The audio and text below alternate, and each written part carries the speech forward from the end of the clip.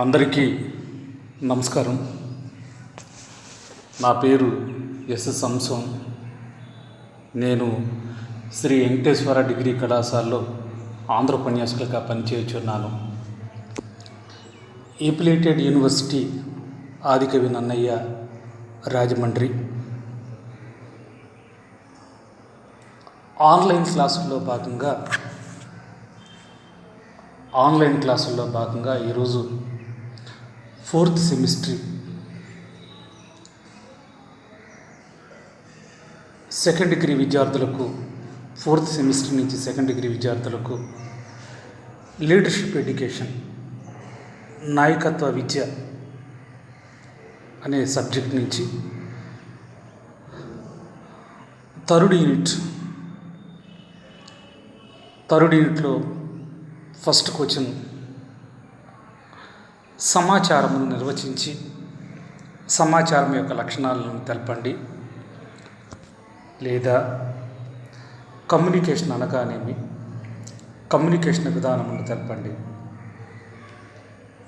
సమాచారం నిర్వచించి సమాచారం యొక్క లక్షణాలను తెలపండి, లేదా కమ్యూనికేషన్ అనగానేమి, కమ్యూనికేషన్ విధానాన్ని తెలపండి. రెండిట్లో ఏ విధంగా అడిగినా మనం ఈ క్వశ్చన్ని ఆన్సర్ చేసే ప్రయత్నం చేయాలి. ఇది యూనిట్ 3లో ఫస్ట్ క్వశ్చన్గా ఈరోజు మనం మాట్లాడుకుందాం. మొదటి క్వశ్చన్గా ఈ క్వశ్చన్ గురించి చర్చించుకునే ప్రయత్నం చేద్దాం.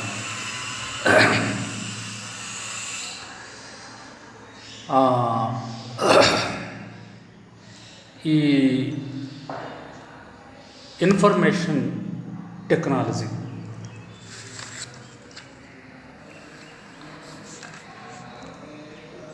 మానవ ప్రస్థానం, మానవ నాగరికత మొదలైన తర్వాత మనిషి తన మేధస్సు రెక్కలు విప్పుకున్న తర్వాత 1వ శతాబ్దం అన్నాం. అక్కడి నుంచి 10వ శతాబ్దం, 15వ శతాబ్దం, 20, 21. కానీ అన్ని శతాబ్దాలు కన్నా ఒక శతాబ్దంలో జరిగినన్ని ఆవిష్కరణలు, జరిగినన్ని డిస్కవరీస్ ఇప్పుడు జరగలేదంటారు. ఈ శతాబ్దం అంటే 20వ శతాబ్దం. మనకి షిప్పులు కానీ, లేకపోతే ఫ్లైట్లు కానీ, ట్రైన్లు కానీ, తర్వాత ప్రపంచవ్యాప్తంగా చక్కగా ఎన్నో పరిశోధనలు, ఎన్నో కనుగోవడం, ఎన్నెన్నో అద్భుతం. తర్వాత మనకి కరెంట్ రావడం, థామస్ ఆల్వా ఎడిసన్. చూడండి, మనకి ఎలక్ట్రిసిటీ ఉన్నప్పుడు ప్రపంచం వేరు, లేని ప్రపంచం వేరు, రెండు ముక్కలుగా విడిపోయింది అన్నమాట. ఎలక్ట్రిసిటీ వచ్చిన తర్వాత ఎంత వేగంగా ప్రపంచం మారిపోయింది, ముఖ చిత్రం అనేది మనకు తెలుసు. అందుకని 20వ శతాబ్దంలో జరిగినటువంటి ఆవిష్కరణలు ఇప్పుడు జరగలేదంటారు. సరే, ఇప్పుడు మనం ఏ శతాబ్దంలో ఉన్నాము అని ఒకసారి ఆలోచిస్తే 21వ శతాబ్దంలో ఉన్నాం. అయితే ఇక్కడ మనం 21వ శతాబ్దంలో ఉన్నాం. మరి 21లో నూతన ఆవిష్కరణలు ఏం జరగలేదా? తర్వాత డిస్కవరీస్ ఏం చేయలేదా? మనిషి మేధస్సుతో ఏ వండర్స్ చేయలేదంటే, ఒక విధంగా చెప్పాలంటే అన్ని వండర్స్ కన్నా చాలా అద్భుతమైన వండర్ ఏదంటే కంప్యూటర్ని చెప్పాలి.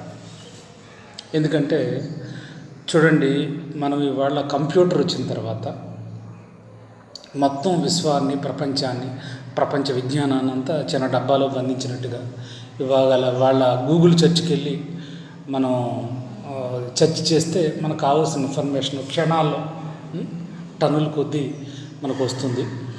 మరి ఒక విధంగా చెప్పాలంటే ఇవాళ కంప్యూటర్ వచ్చిన తర్వాత ప్రపంచ సరిహద్దులు చెరిగిపోయాయి. ఇవాళ ప్రపంచం మనం అంటున్నాం కదా, గ్లోబలైజేషన్, ఇవాళ ప్రపంచీకరణ, తర్వాత ప్రపంచ సరిహద్దులు చెరిగిపోయి ప్రపంచం చిన్న కుగ్రామం అయిపోయింది, ప్రపంచం చిన్న అంగడి అయిపోయింది అని మనం చాలాసార్లు మాట్లాడుతున్నాం. అందుకని ఒక విధంగా చెప్పాలంటే మరి ఇవాళ మరి ఎన్ని వండర్స్, ఎన్ని అద్భుతాలు, ఒకటా రెండని చెప్పలేమాట, ఎన్నెన్నో ఆవిష్కరణ. కానీ ఒక విధంగా చెప్పాలంటే మరి ఈ ఇవాళ 21వ శతాబ్దంలో ఏంటి మంది అన్నప్పుడు ఈ కంప్యూటర్ తర్వాత ఇవాళ మరి స్మార్ట్ ఫోన్స్, చిన్న స్మార్ట్ ఫోన్ తీసుకుని వరల్డ్ ప్రపంచాన్ని ప్లే చేయొచ్చు. తర్వాత అలాగే రోబో టెక్నాలజీ ఇవాళ, అలాగే ఆర్టిఫిషియల్ ఇంటెలిజెంట్ అంటే కృత్రిమ మేధస్సు, తర్వాత అలాగే 3D టెక్నాలజీ, ఇవాళ రకరకాలుగా ఒక విధంగా చెప్పాలంటే అసలు ఊహకు అందదన్నమాట. సరే, మరి ఇక్కడ సమాచారమును నిర్వచించి సమాచారం యొక్క లక్షణాలను తెలపండి అన్న దాన్ని ఇంగ్లీష్లో అడగవచ్చు అన్నమాట. కమ్యూనికేషన్ అనగానేమి, అది ఇంగ్లీష్ పదమే, తెలుగులో రాశాను నేను. కమ్యూనికేషన్ విధానాన్ని తెలపండి అన్న ఒకటే. సమాచారం అన్న, కమ్యూనికేషన్ అన్న ఆల్టర్నేట్ పదాలు అన్నమాట, తెలుగు ఇంగ్లీష్. అయితే ఇవాళ ఐటీ రంగం అంటున్నాం కదా, ఇన్ఫర్మేషన్ టెక్నాలజీ అని. సరే, ఈ ఇన్ఫర్మేషన్ టెక్నాలజీ లేని రోజుల్లో ప్రపంచం ఏం చేసింది, ఎలా ఉంది, ఏ విధంగా ఉంది, అప్పుడు సమాచారం ఉందా, అప్పుడు కమ్యూనికేషన్ ఉందా, ఉంటే ఎలా ఉంది, ఏ విధంగా ఉంది, ఏ విధంగా కమ్యూనికేషన్ను తీసుకువెళ్ళేవారు అంటే మన వాళ్ళు చెప్తారు. ఏమని చెప్తారంటే, మనం కొంచెం వెనక్కి వెళితే రాజుల కాలంలో సమాచారం ఒక చోట నుంచి ఒక చోటకి చేరవేయాలంటే అక్కడ గూఢచారి వ్యవస్థ లేకపోతే వేగుల వాళ్ళు ఏంటంటే గుర్రాల మీద తీసుకెళ్ళేవారు. చక్కగా ఆ పటాన్ని మడత పెట్టి తీసుకువెళ్ళి అక్కడ సమాచారాన్ని ఇచ్చి వచ్చేవారు. తర్వాత సమాచారం అక్కడితోనే ఆగిందా, ఇంకేమన్నా కొత్త పుంతలు తొక్కిందంటే అక్కడితోనే ఆగలేదు. తర్వాత మనకి చిలకల ద్వారా, మరి ముఖ్యంగా పావురాల ద్వారా సమాచారం ఒక చోట నుంచి మరో చోటకి వెళ్ళేదని మనం చెప్పుకుంటాం. తర్వాత సమాచారం ఇంకా అక్కడితోనే ఆగిపోయిందా అంటే అది గుర్రాలు, మనకి వేగుల వారి నుంచి, తర్వాత చిలకలు, తర్వాత రామచిలకలు, తర్వాత పావురాయలు, ఇట్లా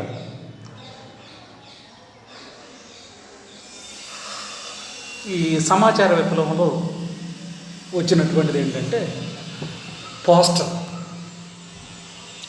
వ్యవస్థ. అంటే మనం ఒకటి చెప్తాం కదా, తోకలేని పెట్ట 99 ఊర్లు వెళ్ళింది ఏమిటి అంటే పిల్లలు ఉత్తరం మీద అంటారు. ఏంటంటే మనకి దానికి సింబాలిక్గా అది సమాచారాన్ని న్యూస్ మోసుకెళ్ళేవాడు ఎవరు ఉన్నప్పుడు మనకి పోస్ట్ మ్యాన్. తిలక్ గారు ఎక్కడో కవితలో పోస్ట్ మ్యాన్ని తపాలా బండ్రోతు అని కవిత రాస్తారన్నమాట. ఒక విధంగా చెప్పాలంటే ఇన్ఫర్మేషన్ కోసం, సమాచారం కోసం గతంలో మరి పట్టణాలు పల్లెటూళ్ళు అనే తేడా లేకుండా అందరూ పోస్ట్ మ్యాన్ కోసం ఎదురు చూసేవారు. ఇవాళ పోస్ట్ వచ్చిందా లేదా, పోస్ట్ మ్యాన్ త్వరగా రావాలి, తర్వాత మంచి న్యూస్ తీసుకురావాలి, అది జాబ్ కావచ్చు, లేకపోతే యోగక్షేమాలు కావచ్చు, ఏదైనా కావచ్చు, చక్కగా పోస్ట్ మ్యాన్ నుంచి వచ్చేదన్నమాట. అయితే ఇక్కడ పోస్టల్తోని ఈ సమాచార విప్లవం ఆగిపోయిందా, ఇంకా ఏమైనా స్పీడ్ది ఏమైనా వచ్చిందంటే ఇవాళ మనకి దాన్ని ఏమంటాం, కొరియర్ సర్వీస్. కొరియర్ సమాచారం ఇంకా వేగంగా అన్నమాట, పోస్టల్ కన్నా వేగంగా, దానికి మనీ కూడా కాస్ట్ ఎక్కువ అవుతుంది. సరే, అక్కడతోనే ఆగిపోయిందా ఏదంటే ఇది వరకు టెలిగ్రామ్ ట్రంకాలు ఏదో బుక్ చేయడం ఇట్లాగేదో ఉండేది. తర్వాత కాలక్రమంలో ల్యాండ్లైన్ వచ్చింది. మొదట్లోనే మనకి స్మార్ట్ ఫోన్ రాలేదు, ల్యాండ్లైన్ వచ్చింది. ల్యాండ్లైన్ వచ్చిన తర్వాత మనకి తర్వాత స్మార్ట్ ఫోన్, తర్వాత ఇవాళ మనకి కంప్యూటర్, తర్వాత ఇక ఇన్నని మన మాటలతో చెప్పలేమన్నమాట. అందుకని ఏంటంటే మనకి ఒకటా రెండా అని కాకుండా ఇవాళ మనకి ఈ సమాచార విప్లవం ఐటీ ఇన్ఫర్మేషన్ టెక్నాలజీ మొత్తం ప్రపంచాన్ని ముంచెత్తింది. తర్వాత ఏంటంటే మనకి ఈమెయిల్.com ఈమెయిల్ బుక్స్ చేయడం, ఇట్లాగా రకరకాల కొత్త పుంతలు తొక్కుతూ కొత్త గవాక్షాలు కిటికీలు ఓపెన్ చేసుకుంటూ ఇవాళ సమాచార విప్లవం తారాస్థాయిలోకి, తర్వాత అత్యున్నత పదంలో ఇంకా బెటర్మెంట్గా ఒక మనిషికి చేరువు కావడానికి అది ఎలా వచ్చింది ఏంటనే దాని మీద మనం ఒకసారి చూసే ప్రయత్నం చేద్దాం. చూడండి, ఒక విధంగా చెప్పాలంటే ఈ సబ్జెక్ట్ ఏమో లీడర్షిప్ ఎడ్యుకేషన్, ఈ సబ్జెక్ట్ ఏమో నాయకత్వ విద్య.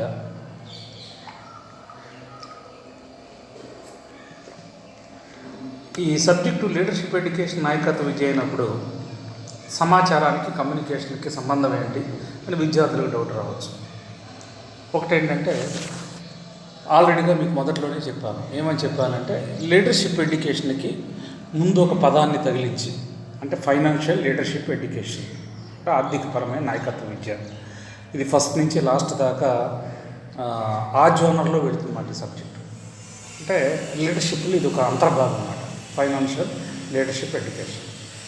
అయితే ఇక్కడ సమాచారం ఎందుకు వచ్చింది, కమ్యూనికేషన్ ఎందుకు వచ్చింది అంటే మనం ఒకటి బాగా ఆలోచించాలన్నమాట. ఎందుకంటే మనకి ఒక ఫ్యాక్టరీ కానీ, ఒక కర్మాగారం కానీ, ఒక కంపెనీ కానీ, ఒక కుటీర పరిశ్రమ కానీ, అక్కడ ఒక యజమాని ఉంటాడు, లేదా ఒక నాయకుడు ఉంటాడు, ఒక లీడర్ ఉంటాడు, ఒక మేనేజర్ ఉంటాడు, ఒక బాస్ ఉంటాడు. తర్వాత తనకు ఒక విజన్ ఉంటుంది. తర్వాత ఆ విజన్ని, తన ఆశయాల్ని, ఆకాంక్షల్ని, ఉద్దేశాలని, తన యొక్క వాటిలన్నీ వెళ్ళి మనం ఏదో చెవులు ఊది చెప్పడం కదా. ఇవాళ ఏంటంటే చక్కగా మనం సెల్ ఫోన్కి పాస్ చేయొచ్చు, ఫ్రాక్షన్ ఆఫ్ సెకండ్లో మనకు వెళ్ళిపోతుంది. ఇవాళ మనకి చాలా వచ్చాయి సమాచారం. అంటే ఉదాహరణకి మనం తీసుకుంటే మనకి దాన్ని ఏంటి ఇవాళ ఫేస్బుక్ కానీ, మరి ఇవాళ ట్విట్టర్ కానీ, లేకపోతే మనకి ఇన్స్టాగ్రామ్ కానీ, టెలిగ్రామ్ కానీ, తర్వాత మరి ముఖ్యంగా వాట్సాప్ కానీ, ఇవాళ ఏంటంటే ఎక్కడ ఏది చేయాలి, ఎలా చేయాలి, ఇప్పుడు లోపల ఏది కంప్లీట్ చేయాలి, ఇన్ఫర్మేషను చక్కగా ఈజీ అన్నమాట, సుగమం. ఒక విధంగా చెప్పాలంటే ఇన్ఫర్మేషన్ కూడా ఆ సంస్థ కానీ, ఆ కంపెనీ కానీ డెవలప్మెంట్ భాగంలో ఒకటి ఉపయోగం అన్నమాట. పూర్వకాలం అయితే ఒక మనిషి నుంచి ఇంకో మనిషికి ఇన్ఫర్మేషన్ వెళ్ళాలి, లేకపోతే వేగుల వారి ద్వారా వెళ్ళాలి, చిలకలు పావురాల ద్వారా వెళ్ళాలి, లేదా పోస్టల్ కొరియర్ ద్వారా వెళ్ళాలి. వాళ్ళు ఏంటంటే టెక్నాలజీ విస్తృతం అవడం వల్ల ఏంటంటే దాని పరిధి ఎలా పెరిగింది ఏంటంటే దాని మీద ఇది కూడా డెవలప్మెంట్, అభివృద్ధికి ఒక భాగం అన్నమాట. అంటే త్వరగా అందరికీ పాస్ చేసి మనం వర్క్ చేసుకుంటూ వేగంగా ఎలా ముందుకు వెళ్ళాలి. అందుకని ఏంటంటే లీడర్షిప్ ఎడ్యుకేషన్, ఈ సమాచారం కమ్యూనికేషన్ కూడా అత్యంత కీలకమైంది మానవ జీవితంలో. చూడండి, ఒక విధంగా చెప్పాలంటే చూడండి, మనం అంటాం కదా, ఏ న్యూస్ పేపర్ లేని చిన్న విలేజ్ నుంచి ఒక అమ్మాయి ఐఏఎస్ సెలెక్ట్ అయిందంటాం. అంటే ఏంటంటే ఎక్కడి నుంచో మనం మెటీరియల్ తెచ్చుకోవాలన్నమాట. అందుకని ఏంటంటే ఇన్ఫర్మేషన్, ఎప్పటికప్పుడు కమ్యూనికేషన్ ఎలా ఉంటుంది ఏంటంటే దాని మీద చూడండి. ఒకసారి క్వశ్చన్లోకి వెళితే, ఒక వ్యక్తి నుండి వేరొక వ్యక్తికి సమాచారాన్ని ఏదైనా సహాయంతో చేరవేయ ప్రక్రియను కమ్యూనికేషన్ అంటారు. చక్కగా ఇక్కడ బాగా గమనించాలి. ఒక వ్యక్తి నుంచి వేరొక వ్యక్తికి సమాచారాన్ని ఏదైనా సహాయంతో చేరవేయ ప్రక్రియను కమ్యూనికేషన్ అంటారు. ఎవరైతే సమాచారాన్ని పంపుతారో ఆ వ్యక్తిని సెండర్ అని, ఎవరైతే సమాచారాన్ని గ్రహిస్తారో వారిని రిసీవర్ అంటారు. ఇది బాగా గుర్తుపెట్టుకోవాలి మనం. Sender, receiver. ఒక వ్యక్తి నుంచి వేరొక వ్యక్తికి సమాచారాన్ని ఏదైనా సహాయంతో చేరవేసే ప్రక్రియను కమ్యూనికేషన్ అన్నమాట. కమ్యూనికేషన్ తెలుగులో ఏమంటామంటే సమాచారం అన్నమాట. అంటే ఒక వ్యక్తి నుంచి మరొక వ్యక్తికి ఎవరైతే సమాచారాన్ని పంపుతారో ఆ వ్యక్తిని ఏమంటారంటే సెండర్ అంటారు. ఆ సమాచారాన్ని ఎవరైతే గ్రహిస్తారో, ఆ సమాచారాన్ని ఎవరైతే స్వీకరిస్తారో, ఆ సమాచారాన్ని ఎవరైతే తీసుకుంటారో వాడిని ఏమంటారంటే రిసీవర్. చూడండి, సమాచారాన్ని పంపేవాళ్ళనేమో సెండర్, సమాచారాన్ని తీసుకునేవాళ్ళు, స్వీకరించే వాళ్ళనేమో రిసీవర్ అంటారు. అందుకని ఏంటంటే ఇది మనం గమనించాలన్నమాట. అందుకని ఇక్కడ ఒక వ్యక్తి నుంచి వేరొక వ్యక్తి సమాచారాన్ని ఏదైనా సహాయంతో చేరవేయ ప్రక్రియను కమ్యూనికేషన్ అంటారు. ఎవరైతే సమాచారాన్ని పంపుతారో ఆ వ్యక్తిని సెండర్, ఎవరైతే సమాచారాన్ని గ్రహిస్తారో ఆ వ్యక్తిని రిసీవర్ అంటారు అనే దాని మీద మనం బాగా గుర్తుపెట్టుకోవాలి. చూడండి, ఇక్కడ చిన్న డయాగ్రామ్ ద్వారా ఏంటంటే పంపేవారు ఏం పంపుతారు? సమాచారాన్ని ఎవరు తీసుకుంటారు? గ్రహీత తీసుకుంటాడు. చెప్పాను కదా, సమాచారాన్ని పంపించేవాడినేమో సెండర్, ఆ సమాచారాన్ని తీసుకునేవాడిని, గ్రహించేవాడిని, స్వీకరించేవాడినేమో రిసీవర్ అంటారు. ఇంకా మనం ఒకసారి ముందుకు వెళితే ఈ సమాచార ప్రక్రియ చాలా సులభమైన ప్రక్రియ. ఒక విధంగా చెప్పాలంటే ఇది ఏదో కష్టతరం కాదు. చూడండి, గత కాలంలో అయితే అనుకున్నాం కదా, చిలకల ద్వారా, పావురాల ద్వారా, గూఢచారుల ద్వారా, బేగులు వారి ద్వారా, తర్వాత సరే మోడర్న్ టెక్నాలజీకి వచ్చిన తర్వాత ఈ పోస్టల్ సిస్టమ్, తర్వాత పోస్టల్ కన్నా ఇంకా స్పీడ్గా కొరియర్. అందుకేంటంటే ఇప్పుడు అవి ఏమీ లేవు, చక్కగా ఈజీగా అన్నమాట. ఈ సమాచార ప్రక్రియ చాలా సులభమైన తరమైనటువంటి ప్రక్రియ, చాలా ఈజీగా అన్నమాట. ఫ్రాక్షన్ ఆఫ్ సెకండ్లో మనకి ఎక్కడికి కావాలో అక్కడికి వెళుతుంది, ఎక్కడికి చేరాలంటే అక్కడ చేరుతుంది. ఒక విధంగా చెప్పాలంటే మరి వాళ్ళ ప్రపంచంలో 7 వింతలు ఉన్నాయి. నిజంగా ఇన్ఫర్మేషన్ టెక్నాలజీ 8వ వింత ఏమి అనిపిస్తుంది అన్నమాట, 8 వండర్. ఎందుకంటే వాళ్ళ మనం ఒక విధంగా చెప్పాలంటే ఒక మాట అంటూ ఉంటారు, ఏమంటారంటే పూర్వకాలంలో మనిషి ఒక ఖండం నుంచి మరో ఖండానికి వెళ్ళాలంటే ఒక జీవితకాలం పట్టేదాన్ని. ఒక ఖండం నుంచి మరో ఖండానికి వెళ్ళాలంటే జీవితకాలం. చూడండి, అతను ఒక 16 సంవత్సరాల వయసులో ఏదో చిన్న పడవ వేసుకుని హైలెస్స అంటూ వెళితే ఇంకో ఖండం చేరేసరికి ఏంటంటే అతను ముసలోడైపోతాడు. చూడండి, మనం అంటాం కదా ఏంటది, ఏది అమెరికా ఖండాన్ని కనుగొన్నది ఎవరు అన్నప్పుడు మనకి కొలంబస్, భారతదేశాన్ని కనుగొన్నది ఎవరు అన్నప్పుడు వాస్కో డి గామా, అలాగే ఆఫ్రికా ఖండాన్ని కనుగొన్నది ఎవరు డేవిడ్ లింగ్విస్ట్ ఎవరు ఉన్నారు. అందుకని ఇక్కడ మనకు ప్రత్యేకించి ఏంటంటే మనకి గ్రహీత సందేశాన్ని గ్రహించిన తర్వాత సందేశాన్ని అర్థం చేసుకుని దాని ప్రకారం తదనుగుణంగా కార్యములు నివర్తించడం అన్నమాట. అందుకని ఏంటంటే ఇక్కడ మనం గమనిస్తే సెండర్, రిసీవర్ అనే దాని మీద మనం బాగా గుర్తుపెట్టుకోవాలి. ఇంకా మనం ఒకసారి ముందుకు వెళితే కమ్యూనికేషన్ అనే పదం కమ్యూనికేర్ అనే లాటిన్ పదం నుంచి పుట్టిందంట. చూడండి, ఒక విధంగా చెప్పాలంటే విద్యార్థులు ఎగ్జామినేషన్ పాయింట్ ఆఫ్ వ్యూలో ఏదో మార్కుల కోసం, ఏదో మొక్కుబడిగా అట్లా కాకుండా చక్కగా సబ్జెక్టు మనం లోతులకు వెళ్ళి దాన్ని బాగా విశ్లేషించుకుని, బాగా చదివి దాన్ని బాగా అర్థం చేసుకుని చేస్తే మనకి చాలా బాగుంటుంది. అందుకని ఏంటంటే కమ్యూనికేషన్ అనే పదం కమ్యూనికేర్ అనే లాటిన్ పదం నుంచి పుట్టింది. దాని అర్థం ఏంటి? పంచుకునుట, పాల్గొనుట అని అర్థం అన్నమాట. కమ్యూనికేర్ అనే పదానికి అర్థం ఏంటంటే పంచుకునుట, పాల్గొనుట అని అర్థం అన్నమాట. కమ్యూనికేషన్ అనేది 2 పార్టీల మధ్య సమాచారాన్ని ఒక నిర్దిష్ట స్పందన కోసం మార్పిడి చేయ ప్రక్రియ. ఇక్కడ కమ్యూనికేషన్ అనున్నది 2 పార్టీల మధ్య సమాచారాన్ని ఒక నిర్దిష్ట స్పందన కోసం మార్పిడి చేయ ప్రక్రియ అనే దాని మీద దీంట్లో చెప్పే ప్రయత్నం అన్నమాట. అందుకని ఏంటంటే కమ్యూనికేషన్ అనే పదం కమ్యూనికేర్ అనే లాటిన్ పదం నుంచి పుట్టింది అనే దాని మీద మనం బాగా గుర్తుపెట్టుకునే ప్రయత్నం చేయాలి. కమ్యూనికేషన్ అనేది 2 పార్టీల మధ్య సమాచారాన్ని ఒక నిర్దిష్ట స్పందన కోసం మార్పిడి చేయ ప్రక్రియ అనే దాని మీద మనం గుర్తుపెట్టుకోవాలి. ఇక నిర్వచనాలు తీసుకుంటే కమ్యూనికేషన్ అనగా 2 అంతకంటే ఎక్కువ మంది మధ్య వాస్తవాలు, ఆలోచనలు, అభిప్రాయాలు లేదా భావోద్వేగాల మార్పిడి ప్రక్రియ. చూడండి, ఇక్కడ ఈ నిర్వచనాల్లో ఏంటంటే కమ్యూనికేషన్ గురించి జార్జ్ డెర్రీ గారు ఒక అద్భుతమైన మాట చెప్పారు. ఇక్కడ చూడండి, దాన్ని ఏమంటామంటే నిర్వచనాలని మనం డెఫినేషన్స్ అంటాం.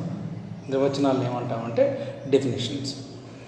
ఇక్కడ మరి జార్జ్ డెర్రీ గారు ఏమంటారు? కమ్యూనికేషన్ అనగా 2 అంతకంటే ఎక్కువ మంది వాస్తవాలు, ఆలోచనలు, అభిప్రాయాలు లేదా భావోద్వేగాల మార్పిడి ప్రక్రియ అంటాడు జార్జ్ టేరీ. అంటే దానికి అర్థం ఏంటంటే ఇద్దరు వ్యక్తుల మాట. చూడండి, మనం అంటాం కదా XYZ ఏదో అంటాం కదా, అలాగేంటంటే ఒకళ్ళ నుంచి ఒకళ్ళకి, ఏ నుంచి బికి, బి నుంచి ఏకి కమ్యూనికేషన్ అన్నమాట, పాస్ చేసుకోవడం అన్నమాట. అందుకని ఏంటి ఇక్కడ ఏమంటాడంటే ఇద్దరు వ్యక్తులు లేదా అంతకంటే ఎక్కువ మంది మధ్య వాస్తవాలు కావచ్చు, వాళ్ళ ఆలోచనలు కావచ్చు, అభిప్రాయాలు కావచ్చు, తర్వాత వాళ్ళ భావోద్వేగాలు కావచ్చు, తర్వాత వాళ్ళ భావుకత కావచ్చు, ఏదైనా చక్కగా మార్పిడి మాట. మార్పిడి అంటే దాన్ని ఏమంటాం? ట్రాన్సాక్షన్, ఒకవైపు నుంచి మరోవైపు. దీన్ని ఎవరు చెప్పారన్నప్పుడు జార్జి డెర్రీ గారు చెప్పారు. ఏం చెప్పింది ఎవరంటే జార్జి డెర్రీ. ఇక్కడ కమ్యూనికేషన్ అంటే ప్రసంగము, కమ్యూనికేషన్ అంటే ప్రసంగము లేదా వ్రాత లేదా సంజ్ఞల ద్వారా ఆలోచన, అభిప్రాయాల ద్వారా సమాచారం మార్పిడి చేసుకోవడం. ఈ మాట ఎవరన్నారు? రాబర్ట్ ఆండీరన్ అన్నాడు అన్నమాట. అంటే ఈయన కోణంలో ఏమన్నారంటే కమ్యూనికేషన్ అంటే ప్రసంగం, లేకపోతే ప్రసంగం అంటే ఏంటి? దాన్ని మనం ఏమంటాం? మనం స్పీచ్ లేదా వ్రాత. వ్రాత అంటే మనం ఏమంటాం? రైటింగ్ ఇది అంటాం కదా. లేకపోతే సంజ్ఞ ఏంటంటే మనం దాన్ని ఏదో గుర్తుమాట మనం ప్రత్యేకించి. తర్వాత లేకపోతే మన ఆలోచనలు, మన అభిప్రాయాలు, మన భావాలు, ఇట్లాగా సమాచార మార్పిడి మాట. దాన్నే మనం కమ్యూనికేషన్ అంటే ప్రసంగం అని లేదా వ్రాత అని, తర్వాత మన ఆలోచన, అభిప్రాయాల లేదా సమాచారం మార్పిడి చేసుకోవడమే సమాచారం, కమ్యూనికేషన్ అంటారు. ఎవరన్నారు ఈ మాట? రాబర్ట్ ఆండీరన్. జార్జ్ డెర్రీ గారు ఏమన్నారు? కమ్యూనికేషన్ అనేది ఇద్దరు అంతకంటే ఎక్కువ మంది సభ్యుల మధ్య, ఎక్కువ మంది మధ్య వాస్తవాలు, ఆలోచనలు, అభిప్రాయాలు, భావోద్వేగాల మార్పిడి చేసే ప్రక్రియ ఇది కమ్యూనికేషన్ అని దాని మీద చెప్పడం జరిగిందన్నమాట. ఇక తర్వాత సమాచారం యొక్క ముఖ్య లక్షణాలు. సమాచారం యొక్క ముఖ్య లక్షణాలు అంటే ఇక్కడ చూడండి, ఇక్కడ కమ్యూనికేషన్ విడదీయలేనిది. కమ్యూనికేషన్ విడదీయలేనిది.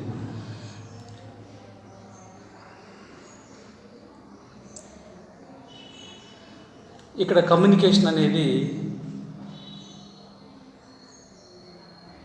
తీసివేయలేనిది, ఎప్పుడు ఉండేది. కేవలం మౌలిక భావాలు వెలిబుచ్చేది. సానుకూల అభినయాలే కాక ఇతర ప్రవర్తన పద్ధతులు ఉంటాయి. కేవలం నిశ్శబ్దంగా ఉండడంలో కూడా మనిషి యొక్క వైఖరిని ఎక్కువగా చూపుతుంది. అంటే కమ్యూనికేషన్ అనేది తీసివేయలేనిది, ఎప్పుడు ఉండేది, కేవలం మౌలిక భావాలు వెలిబుచ్చడం. ఇక్కడ మరి ముఖ్యంగా ఏంటంటే మనం గమనించవలసింది ఏంటంటే, మనం స్టార్టింగ్ నుంచి చెప్పుకున్నాం కదా, ఏమని చెప్పుకున్నాం? ఒక వ్యక్తి నుంచి వేరొక వ్యక్తికి సమాచారాన్ని ఏదైనా సహాయంతో చేరవేయడాన్ని కమ్యూనికేషన్ అంటారు. ఎవరైతే సమాచారాన్ని పంపుతారో ఆ వ్యక్తి సెండర్, ఎవరైతే స్వీకరిస్తారో రిసీవర్. తర్వాత ఏంటంటే సరే, కమ్యూనికేషన్ అనే పదం దేని నుంచి వచ్చిందంటే కమ్యూనికేర్ అని లాటిన్ పదం నుంచి కమ్యూనికేషన్ వచ్చింది. ఇది కాంపిటేటివ్ ఎగ్జామ్స్లో ఎప్పుడన్నా ఈ పదం గురించి కూడా అడగవచ్చు. ఈ కమ్యూనికేషన్ అంటే ఇద్దరు వ్యక్తుల మధ్య జరిపే సంభాషణ అంటారు జార్జ్ టేరీ. అలా కమ్యూనికేషన్ అంటే అది ప్రసంగం కావచ్చు, ఆలోచన కావచ్చు, అభిప్రాయాలు పంచుకోవడమే సమాచార మార్పిడి కమ్యూనికేషన్ అంటారు రాబర్ట్ ఆండీరన్. ఇక నుంచి సమాచారం యొక్క ముఖ్య లక్షణాలు ఒకసారి మనం బాగా గమనించాలి. సమాచారం యొక్క ముఖ్య లక్షణాలు. సమాచారం యొక్క ముఖ్య లక్షణాలు అన్నప్పుడు ఒకటి గమనిస్తే ఫస్ట్ది ఏంటంటే కమ్యూనికేషన్ విడదీయలేనిది. కమ్యూనికేషన్ విడదీయలేనిది. కమ్యూనికేషన్ అనేది తీసివేయలేనిది, ఎప్పుడు ఉండేది. కేవలం మౌలిక భావాలు వెలిబుచ్చేది. సానుకూల అభినయాలే కాక ఇతర ప్రవర్తన పద్ధతులు ఉంటాయి. కేవలం నిశ్శబ్దంగా ఉండడంలో కూడా మనిషి యొక్క వైఖరిని ఎక్కువగా చూపుతుంది. ఏంటంటే ఇక్కడ ఒకసారి మనం బాగా గమనిస్తే కమ్యూనికేషన్ అనేది తీసివేయలేంది. తర్వాత ఎప్పుడు ఉండేది, తర్వాత మనకున్నటువంటి మౌఖిక భావాలు, మన అభిప్రాయాలు, ఇష్టాలు, ఆలోచనలు పంచుకునేది. అందుకని ఏంటంటే కమ్యూనికేషన్ ఏంటంటే విడదీయలేంది అంటాడు మన. చూడండి, ఒక విధంగా చెప్పాలంటే మనిషి నుంచి సోల్ విడదీయలేంది. మన లోపల ఏదో అంటాం కదా, ఏది ఆత్మ, ఏది ఆత్మ దాన్ని ఏమంటారు ఆధ్యాత్మిక పరిభాషలో అయితే జ్యోతి. మనం రెండు కలిసి ఉంటేనే మనిషి అన్నమాట. అలా కాకుండా సోల్ మనిషి నుంచి వేరు చేయబడితే ప్రాణం లేని మనిషి అన్నమాట ఇక్కడ మనం ప్రత్యేకించి. అందుకని ఏంటంటే ఇక్కడ మనకి కమ్యూనికేషన్ అనేది ఏంటంటే విడదీయలేదు అన్నమాట. ఒక విధంగా చెప్పాలంటే మానవ సమాజంలో మనుషుల మధ్య బహిర్గతంగా అంతర్గతంగా చక్కగా మూడేసింది. దాన్ని కమ్యూనికేషన్ లేకుండా మనిషి శ్వాసించలేడు. చూడండి, ఒక విధంగా చెప్పాలంటే ఒక చెరువులో ఉన్న చేప పిల్లని, ఒక నదిలో వెడుతున్నటువంటి చేప పిల్లని పట్టుకుని దాన్ని గట్టునేస్తే ఆక్సిజన్ అందక గిలగిల తనుకుని ప్రాణం పోతుందన్నమాట. అందుకని అలా కూడా ఇవాళ సమాచారం కమ్యూనికేషన్ అనేది కూడా చక్కగా విడదీయలేందుగా మానవ జీవితంలో అంత పెనవేసుకుపోయింది అని చెప్పే ప్రయత్నం అన్నమాట. ఇక తర్వాత రెండోది ఏంటంటే నిరంతర ప్రక్రియ.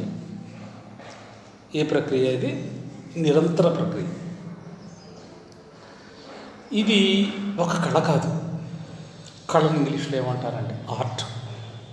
చూడండి, మనం అంటాం కదా కళలు ఏంటంటే 64, దాంట్లో లలిత కళలు ఏంటంటే 5. ఇది సాహిత్యము, సంగీతము, చిత్రలేఖనము, శిల్పము, నాట్యం ఇది అంటాం కదా. అలాగే ఇక్కడ మనం ప్రత్యేకించి ఏంటంటే మనం ఫైన్ ఆర్ట్స్ అంటాం లలిత కళలు.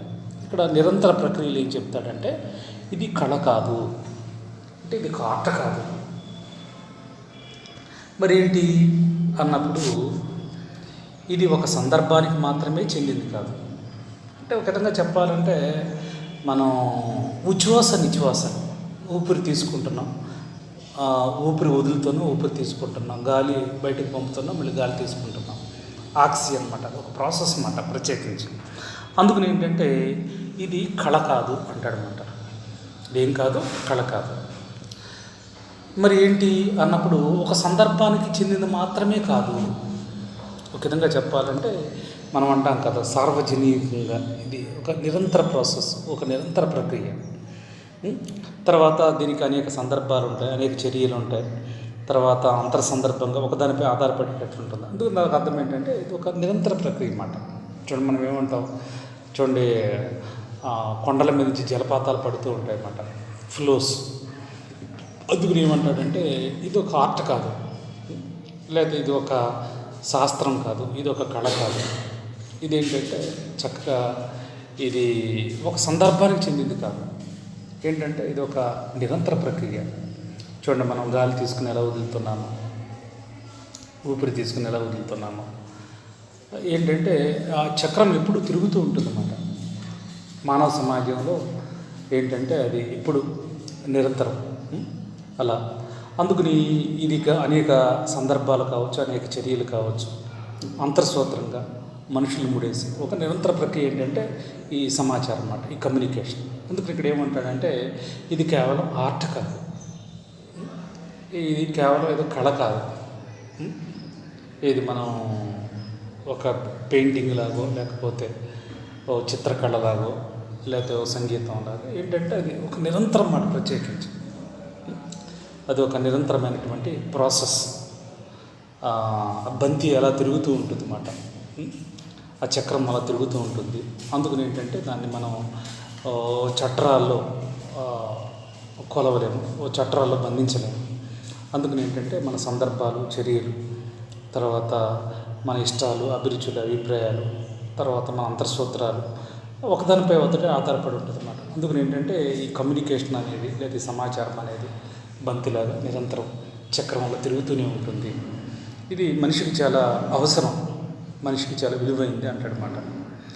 ఇక మూడో తీసుకుంటే చూడండి, మూడో దాంట్లో సైడ్ హెడ్డింగ్ వ్యవస్థ యొక్క ఉద్దేశాలను వ్యవస్థ యొక్క ఉద్దేశాలను, లక్ష్యాలను చేరుకోవడం. వ్యవస్థ యొక్క ఉద్దేశాలను, లక్ష్యాలను చేరుకోవడం అనే విషయాన్ని తీసుకుంటే, వ్యవస్థలో విషయ అవగాహనను సృష్టించేటట్లుగా దాన్ని సంకేతంగా కమ్యూనికేషన్ని సమర్థవంతంగా పనిచేస్తుంది. చూడండి, ఒక విధంగా చెప్పాలంటే వ్యవస్థ యొక్క ఉద్దేశాలు, లక్ష్యాలను చేరుకోవడం. చూడండి, ఇక్కడ మనం ఈ లీడర్షిప్ ఎడ్యుకేషన్ కాబట్టి ఈ లీడర్షిప్ ఎక్కడ మనకి ఒక కంపెనీ, ఒక పరిశ్రమ, ఒక ఇండస్ట్రియల్ కుటీర పరిశ్రమ, లేకపోతే ఒక సంస్థ, అక్కడ వందలాది వేలాది మంది కార్మికులు, శ్రామికులు పనిచేయడం ఉంటుంది. అయితే ఇక్కడ మనం గమనిస్తే వ్యవస్థ యొక్క ఉద్దేశాలను, లక్ష్యాలను చేరుకోవడం, అది మనం బాగా గుర్తుపెట్టుకోవాలన్నమాట. వ్యవస్థ యొక్క ఉద్దేశాలను, లక్ష్యాలను చేరుకోవడం అంటే ఇక్కడ ఈ సమాచారం వల్ల ఉపయోగం ఏంటి, ఈ కమ్యూనికేషన్ వల్ల మనకు ఉపయోగం ఏంటి అనేది ఒకసారి మనం బాగా ఆలోచిస్తే, చూడండి, ఒక సంస్థలోని, ఒక కంపెనీలోని వందలాది వేలాది కార్మికులు, శ్రామికులు పనిచేస్తూ ఉంటారు. వాళ్ళకి కొన్ని విజన్స్ ఉంటాయి, వాళ్ళకి కొన్ని ప్రణాళికలు ఉంటాయి, వాళ్ళకి కొన్ని లక్ష్యాలు ఉంటాయి, వాళ్ళకి కొన్ని పర్పస్ ఉంటుంది, వాళ్ళకి కొన్ని ఉద్దేశాలు ఉంటాయి. వాళ్ళు ఆ సంస్థని ఎలా తీసుకెళ్ళాలి. చూడండి, కొన్ని సంస్థలు పెట్టినప్పుడు మనం ఏమంటాం, సిల్వర్ జూబ్లీ సంస్థ పెట్టి 25 సంవత్సరాలు అయింది, లేదా గోల్డెన్ జూబ్లీ సంస్థ పెట్టి 50 సంవత్సరాలు అయింది, ఇంకా బడిబడిగా అడుగులేస్తూ ఇంకా వేగంగా వెళుతుంది. ఆ సంస్థ పెట్టి డైమండ్ జూబ్లీ 70 సంవత్సరాలు అయింది, రత్నోత్సవం. అలాగే ఆ సంస్థ పెట్టి 100 సంవత్సరాలు అయింది, శతాబ్ది, అది మనకి ఉత్సవాలు. అందుకని ఏంటంటే ప్రతి వ్యవస్థకి అక్కడ బాస్ లేకపోతే నాయకుడు, లీడరు, తన కింద పనిచేసే సిబ్బంది ఉంటారు. అందుకని ఏంటంటే ఎప్పటికెప్పుడు తన ఉద్దేశాలు ఏంటి, తను ఏమనుకుంటున్నాడు, తన లక్ష్యాలు ఏంటి, ఏం ఆలోచిస్తున్నాడు, తన సిబ్బంది ఏమి చేయాలనుకుంటున్నాడు, అవన్నీ ఏంటంటే కింద వాళ్ళకి అవగాహన కలిగించాలంటే చక్కగా ఈ సాంకేతిక టెక్నాలజీ, కమ్యూనికేషన్ ద్వారానే సమర్థవంతంగా పంపించి అనుకున్న సమయానికి అనుకున్నట్లుగా ఆ పనిని జరిగినట్లు చూస్తారన్నమాట. అందుకని ఏంటంటే ప్రతి వ్యవస్థకి, అంటే అక్కడ ఒక కంపెనీ కావచ్చు, ఏదైనా కావచ్చు, వాళ్ళకి కొన్ని ఉద్దేశాలు ఉంటాయి, కొన్ని లక్ష్యాలు ఉంటాయి. ఆ సమాచారాన్ని వాళ్ళకి చేరవేసి ఆ విధంగా రాబట్టుకోవడం, ఆ విధంగా వాళ్ళ చేత వర్క్ చేయించడం, ఆ విధంగా వాళ్ళ చేత పని చేయించడం, చేసేదాన్ని ఏమంటారంటే వ్యవస్థ యొక్క ఉద్దేశాలు, లక్ష్యాలు. దేంతో ఇది మనకి పరిపూర్ణత సిద్ధిస్తుందంటే సమాచారం పంపడం అన్నమాట, త్వరగా కమ్యూనికేషన్ చేయడం, ఇది చేయండి త్వరగా, మా ఉద్దేశాలు ఇది, మా లక్ష్యాలు ఇవి అని చక్కగా ఈ కమ్యూనికేషన్ ఉండడం వల్ల ఏంటంటే చక్కగా అభివృద్ధి వైపు, ప్రతిపదం వైపు ముందుకు సాగడానికి బాగుంటుంది అనే దాని మీద మనం గుర్తించాలి. తర్వాత సరైన అవగాహన కలిగించడం. తదుపరి సైడ్ హెడ్డింగ్ ఏంటంటే సరైనటువంటి అవగాహన కలిగించడం.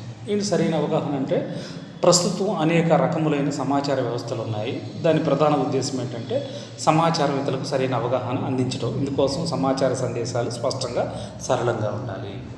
అంటే దానికి అర్థం ఏంటంటే సరైన అవగాహన అంటే, ఇప్పుడు చూడండి, దాన్ని ఏమంటాం, అది ఉదాహరణకి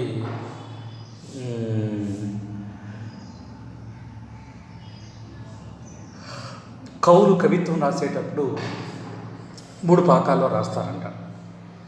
బాగా పండితులు, విద్వాంసులు అయితే నారికేళ పాకంలో రాస్తారంట. నారికేళ పాకం అంటే మనకు సపోజు కొబ్బరికాయ కావాలి, ఆకాశానికి నించినేసి ఆ కొబ్బరికాయలని కోసి, అదే కొబ్బరికాయలను పరపర కోస్తేనే కానీ కొడవలతో కింద పడుతుంది. తర్వాత మళ్ళీ పై పీసు వలిచి లోపల పీసు వసలి మళ్ళీ ఆ టెంకాయ కొడితే బళ్ళుమని, తర్వాత గుంజి కూడా గట్టిగా ఉంటుంది.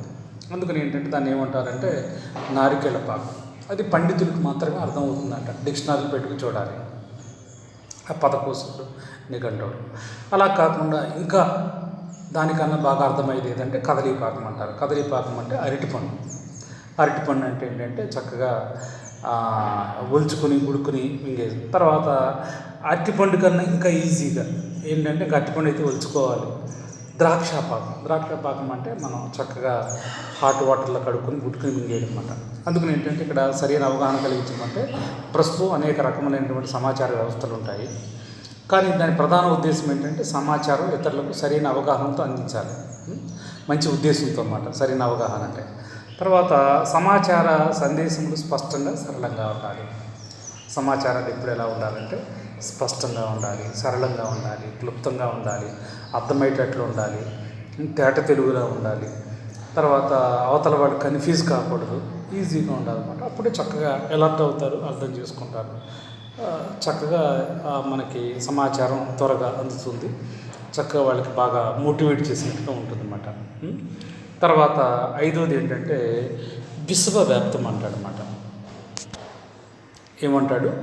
విశ్వవ్యాప్తం. సమాచారం అనేది విశ్వవ్యాప్తమైనది. చూడండి, ఇక్కడ విశ్వవ్యాప్తం అంటే ఒకటి మనం బాగా గమనించాలి. దాన్ని ఏమంటాం?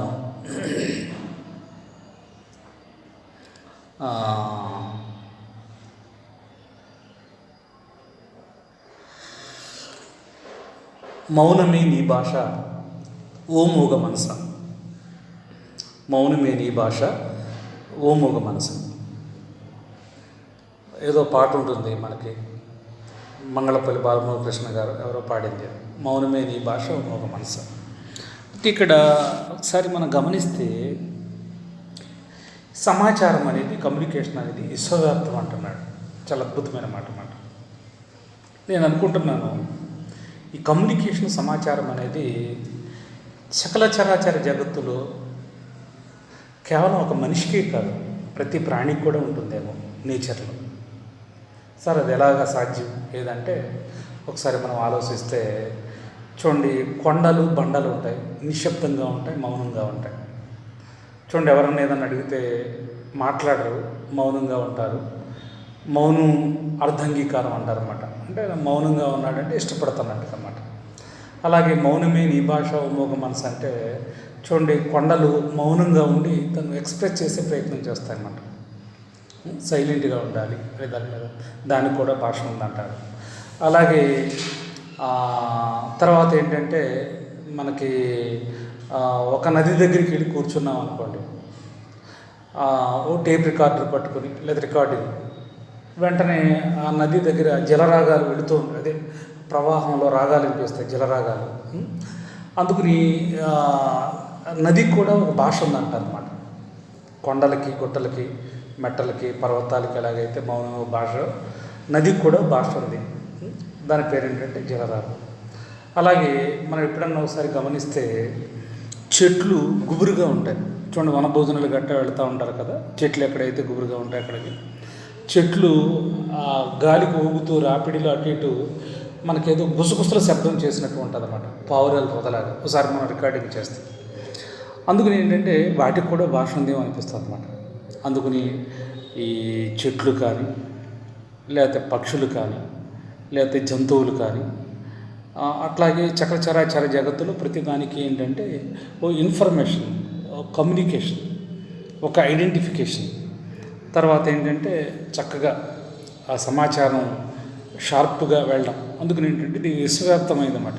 ఇది అందరికీ వర్తిస్తుంది, పశువులకి, జంతువులకి, పక్షులకి, మనుషులకి, పక్కన నేచర్లో ప్రకృతి అందరితో ఇది మమేకమై ఉంటుంది. అందుకని ఏంటంటే సమాచారం అనేది ఏంటంటే విశ్వవ్యాప్తమైంది. ఏంటంటే ఇది మనం ఒకసారి ఆలోచించుకుంటే ఇది విశ్వవ్యాప్తమైంది అనే దాని మీద చెప్పే ప్రయత్నం చేస్తాడు. ఇక తర్వాత తక్కువ కాల పరిధి ప్రక్రియ. దీని ఏమంటారంటే తక్కువ కాల పరిధి ప్రక్రియ. చూడండి, ఒకసారి మనం బాగా ఆలోచిస్తే పూర్వకాలంలో ఆహార సంపాదన కోసం మనిషి ఒక 10 మైళ్ళ నుంచి 20-30 మైళ్ళు నడుచుకుంటూ వెళ్ళేవాడు. అప్పుడు చక్కగా వాళ్ళకి ఒక మంచి హెల్దీ ఫుడ్, మరి వాళ్ళ మరి అంత శక్తి ఉందా, ఉం? అంటే మనం చెప్పలేం. అందుకని ఇక్కడ తక్కువ కాల పరిధి ప్రక్రియ అన్నప్పుడు ఏంటంటే సమాచారమును అందుకోగానే కమ్యూనికేషన్ ప్రక్రియ అంతమవుతుంది. అలాగే సమాచారం అందుకున్నవారు దాన్ని సరైన అవగాహనతో అర్థం చేసుకోవాలి. అంటే సమాచార విప్లవం రావడం వల్ల, ఈ సాంకేతిక విప్లవం రావడం వల్ల, ఇన్ఫర్మేషన్ టెక్నాలజీ రావడం వల్ల అవతల వాడికి చాలా ఈజీగా అన్నమాట. మనం ప్రారంభంలో మాట చెప్పుకున్నాం, పూర్వకాలంలో ఒక మనిషి ఒక ఖండం నుంచి మరో ఖండానికి వెళ్ళాలంటే ఒక జీవితకాలం పట్టేది. ఇది హైలెస్స హైలు హైలెస్స హైలెస్సు హైలు హైలెస్స అంటే ఒక ఖండం నుంచి మరో ఖండానికి వెళ్ళాలంటే. చూడండి, ఇవాళ ఇన్ఫర్మేషన్ టెక్నాలజీ వచ్చాక ఇంకా ఆది మానవుడిలాగా ఎక్కడో కొండ గుహల్లో కొండ బొరియల్లో దాక్కుని అలా కాకుండా తక్కువ కాల పరిధి ప్రక్రియ సమాచారం ఏంటంటే చాలా వేగంగా వెళ్ళిపోతుంది, స్పీడ్గా వెళ్ళిపోతుంది. పూర్వకాలంలో అట్లా కాదన్నమాట. పూర్వకాలంలో ఖండం నుంచి మరో ఖండానికి వెళ్ళాలంటే చూడండి, ఒక విధంగా చెప్పాలంటే ఇవాళ మరి పొద్దున్నే ఉదయాన్నే చైనా వెళ్ళి బ్రేక్ఫాస్ట్ చేసి, మధ్యాహ్నం లండన్ వచ్చి లంచ్ చేసి, సాయంత్రం అమెరికా వచ్చి సఫర్ చేసి, నైట్ వచ్చి ఇట్లాగా మనకి ఇవాళ మనకి ప్రత్యేకించి తక్కువ కాల పరిధి ప్రక్రియ అంటే చాలా తక్కువ టైంలో అన్నమాట ఈ సమాచారం వేగంగా వెళుతుంది, స్పష్టంగా వెళుతుంది. తర్వాత ఎక్కడ చక్కగా క్లారిటీ మిస్ అవ్వడం ఉండదు. తర్వాత ఏంటంటే సమాచారం అందుకోగానే కమ్యూనికేషన్ ప్రక్రియ అంతమవుతుంది. అలాగే సమాచారం అందుకున్నవారు దాన్ని సరైనటువంటి అవగాహనతో అర్థం చేసుకోవాలి అనే దాని మీద దీంట్లో ఇచ్చే ప్రయత్నం అన్నమాట. తక్కువ కాల పరిధి ప్రక్రియ అంటే చాలా షార్ట్లో ఈ సమాచారాన్ని ఎలా పంపించవచ్చు, అవతల వాడికి ఎలాగ ఈ సమాచారాన్ని చేరవేయచ్చు అని చక్కగా. అందుకని పూర్వకాలంలో మనిషి మరి ఒక ఖండం నుంచి మరో ఖండానికి వెళ్ళాలంటే ఒక జీవితకాలం పట్టేది అనుకున్నాం కదా. ఇప్పుడైతే చెప్పాం కదా, ఉదయాన్నే చైనా వెళ్ళి బ్రేక్ఫాస్ట్ చేసి, మధ్యాహ్నం కొరియా వచ్చి లంచ్ చేసి, సాయంత్రం లండన్ వచ్చి లంచ్ చేసి, మళ్ళీ నైట్కి జర్మనీ వెళ్ళి, ఒక విధంగా చెప్పాలంటే 24 అవర్స్లో వాడు ప్రపంచాన్ని చుట్టేయచ్చు. అలాగే వాడు సెల్ ఫోన్ తీసుకుంటే ఇది మనం ఇలాగ నొక్కేసి ఏదో ట్రంప్ గారు లేదా హలో జార్జ్ బుష్ అంటే హవారీ అన్నమాట. అందుకని ఏంటంటే తక్కువ కాల పరిధి ప్రక్రియ. ఇదివరకైతే మరి సమాచారం అందించాలంటే ముందుగా తయారు చేయాలి, ఎవరినో పంపించాలి, తర్వాత ఏదేదో కొంత ఆలస్యం అవుతుంది అన్నమాట మనం ప్రత్యేకించి. అందుకని ఏంటంటే అలా కాకుండా సమాచారం అందుకున్న వారు దాన్ని సరైన అవగాహనతో అర్థం చేసుకోవాలి. అంటే చాలా తక్కువ కాల పరిధి అన్నమాట. మనం ఎంత ఏంటంటే అంత వేగంగా అంత స్పీడ్గా వెళితే అంత అత్యున్నత పెట్టాలని అధిరోహించవచ్చు అనే దాని మీద దీంట్లో చెప్పే ప్రయత్నం తక్కువ కాల పరిధి ప్రక్రియ. అందుకని మనకి ఏంటంటే ఇది ఒక నిరంతర ప్రక్రియ. తర్వాత వ్యవస్థ యొక్క ఉద్దేశాల లక్ష్యాలని చేరుకోవడం, సరే అవగాహన కలిగించడం, విశ్వవ్యాప్తం, తక్కువ కాల పరిధి ప్రక్రియ. ఇవి మనకి సమాచారం అనగానేమన్నా, కమ్యూనికేషన్ అనగానేమన్నా ఒక్కటే. ఎగ్జామ్స్లో కన్ఫ్యూజ్ కాకుండా చక్కగా రాసే ప్రయత్నం చేయాలన్నమాట. అందుకని ఏంటంటే ఇది మనకి ఒక అద్భుతమైనటువంటి క్వశ్చన్గా చెప్పవచ్చు. ఏమని చెప్పాం ప్రారంభంలో, సమాచారం నిర్వచించి సమాచారం యొక్క లక్షణాలని తెలపండి, లేదా కమ్యూనికేషన్ అనగానే కమ్యూనికేషన్ విధానాన్ని వివరించండి, తెలపండి అని ఒకటే. అందుకని ఏంటంటే మనకి ఈ సమాచారం మీద ఒక అద్భుతమైనటువంటి మరి విషయాలు మనం చర్చించాం, మాట్లాడుకున్నాం. అందుకని ఏంటంటే అది మనం గమనించాలి. అందుకని ఏంటంటే ఇక్కడ సమాచారం వల్ల ఏంటి లాభం, ఎలా వస్తుంది లాభం. సమాచారం కూడా ఒక సంస్థ కానీ ఒక కంపెనీ కానీ డెవలప్మెంట్లో భాగంగా. ఎందుకంటే ఎప్పటికప్పుడు సమాచారాన్ని చేరవేయడం అన్నమాట. ఇదివరకైతే మనుషులతో చేయించడం, అలా కాకుండా ఇవాళంతా సోషల్ మీడియా వచ్చింది. ఇవాళ మనకి రకరకాల ఇది అందుకని ఏంటంటే మనం ఫ్రాక్షన్ ఆఫ్ సెకండ్లో దేన్ని ఎక్కడికైనా పంపించవచ్చు, దేన్ని ఎక్కడైనా రిసీవ్ చేసుకోవచ్చు. తర్వాత ఏంటంటే చక్కగా అన్నీ చూసుకోవచ్చు. అందుకని ఏంటంటే కమ్యూనికేషన్ అనే పదం దేని నుంచి వచ్చిందో చెప్పే ప్రయత్నం చేసాం. అలాగే నిర్వచనాలు జార్జ్ డెర్రీ గారు ఏమన్నారు, రాబర్ట్ ఆండ్యూరన్ గారు ఏమన్నారు, అలాగే మరి ముఖ్యంగా ఇది రాబర్ట్ ఆండ్యూరన్, జార్జ్ డెర్రీ చెప్పారు ఆండ్యూరన్. తర్వాత ఏంటంటే తర్వాత కమ్యూనికేషన్ విడదీయలేంది, అంటే ఎలా పెనవేసుకెళ్ళిపోయి ఉంటుంది ఏంటంటే దాని మీద. అలాగే ఇది ఒక నిరంతర ప్రక్రియ, ఒక ప్రాసెస్. అలాగే వ్యవస్థాయక ఉద్దేశాల లక్ష్యాలను చేరుకోవడం, సరైన అవగాహనను కలిగించడం. తర్వాత ఇంకోటి ఏంటంటే ఇది విశ్వవ్యాప్తం. తర్వాత తక్కువ కాల పరిధి ప్రక్రియ, అంటే చాలా చాలా తక్కువ టైంలో చాలా శరవేగంగా ఎలా దూసుకుని పెడుతుంది, ఎలాగా ఫాస్ట్గా వెళుతుంది చెప్పే ప్రయత్నం చేస్తుందన్నమాట. అందుకని ఏంటంటే ఈ మనకి లీడర్షిప్ ఎడ్యుకేషన్లో సమాచార విప్లవం ఎలాగ ఉపయోగపడుతుంది, ఇన్ఫర్మేషను ఎవరెవరికి చేరవేస్తారు, ఇన్ఫర్మేషన్ వల్ల వచ్చి మన ప్రగతి ఏంటి, ఇన్ఫర్మేషన్ వల్ల వచ్చి మన అభివృద్ధి ఏంటి, చక్కగా ఇచ్చేది అంశాలను జోడిస్తూ చాలా అద్భుతంగా ఉన్నటువంటి క్వశ్చన్ ఏదంటే సమాచారం నిర్వచించి సమాచార లక్షణాలు తెలపండి అన్న ఒకటే. తర్వాత కమ్యూనికేషన్ అనగానేమి, కమ్యూనికేషన్ విధానాన్ని వివరించండి అన్న ఒకటే. అందుకని ఏంటంటే చక్కగా మనం ఈ థర్డ్ యూనిట్లో ఫస్ట్ క్వశ్చన్ని వచ్చినప్పుడు ఈజీగా ఒకసారి అలా చూసుకుంటే మనకి ఈజీగా వస్తుందన్నమాట. అందుకని ఏంటంటే చక్కగా ఉన్నదన్నట్టుగా మనం డెడ్ ఎండ్ దాటకుండా అడిగిన మేరకు మాత్రమే ఆన్సర్ చేయాలి, అడిగిన మేరకు మాత్రమే జవాబు రాసే ప్రయత్నం చేయాలి.